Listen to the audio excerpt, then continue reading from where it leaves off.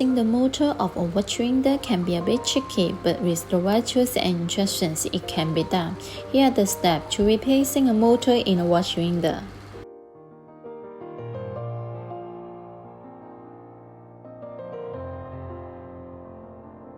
Remove the accessories including timepiece and watch case.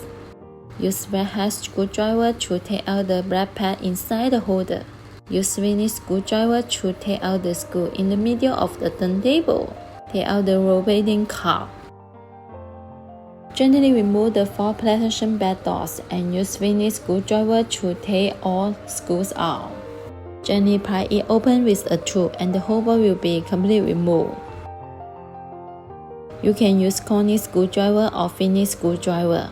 Unscrew these 2 screws. Pull out the motor. Take note of where each wire was connected, as you will need to reconnect the new motor in the same way. Carefully disconnect the wires for the faulty motor from the circuit board. Take the new motor and secure it with screws. Make sure all screws are firmly tightened, but not too tight, then it could damage the motor.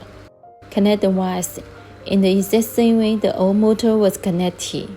Back to the front rotating car position to put the inner rubber car back to the original position. Tighten the screw and place the black pad back. Plugging in the watch window to a power source.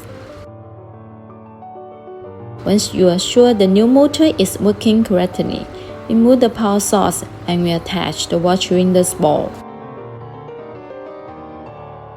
Tighten all the screws and fit the protection back doors. That's it. You have successfully replaced the motor of your watch window.